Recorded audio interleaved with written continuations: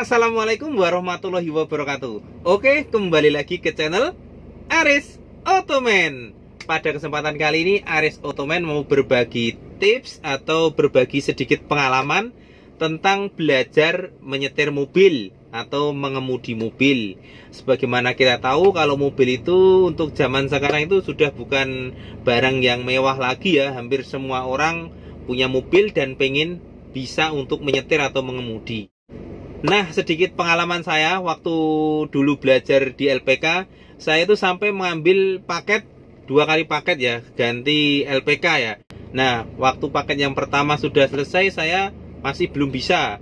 Kemudian ngambil 1 kali lagi, beda LPK ya. Nah, itu masih belum bisa juga. Setelah saya beli mobil, saya masih takut tuh untuk turun ke jalan. Kemudian untuk mengemudi sendiri itu masih takut. Nah, sebenarnya apa sih penyebab utamanya? Kok kita udah 2 kali belajar di LPK, 2 kali paket kok masih takut juga dan belum mahir?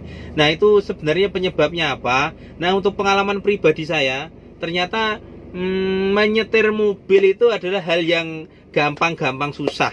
Jadi sebenarnya kalau kita belajar di LPK, dimulai dari nol, kita itu salah ya, salah besar ya. Jadi awalnya kita masih kosong, kita belajar ke LPK. Walaupun kita ngambil paket ya, kita hanya tahu dasar-dasarnya saja. Tapi untuk tingkat kemahiran ya masih butuh proses.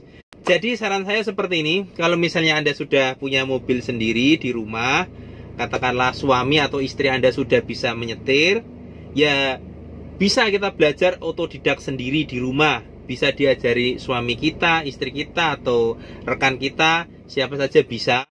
Terus kalau misalnya kita mau kursus, ya boleh kita kursus dulu. Tapi sebelum melakukan training atau melakukan latihan, itu yang pertama kali, yaitu kita pahami dulu teknik-teknik dasar dalam menyetir ya. Jadi kita bisa ambil referensi dari YouTube ataupun di video-video saya yang sebelumnya. Nah, kemudian setelah kita paham di luar kepala ya, baru kita praktekkan. Nah, setelah kita praktekkan, kita bisa kan. Nah, setelah kita bisa, kita belajar terus menerus ya. Jadi itu rutin sekali dilakukan untuk proses kemahiran. Jadi tidak belajar mobil itu tidak bisa instan ya. Setelah kita belajar terus, maka suatu saat kita akan sampai ke level mahir itu sendiri. Nah, saran saya seperti itu.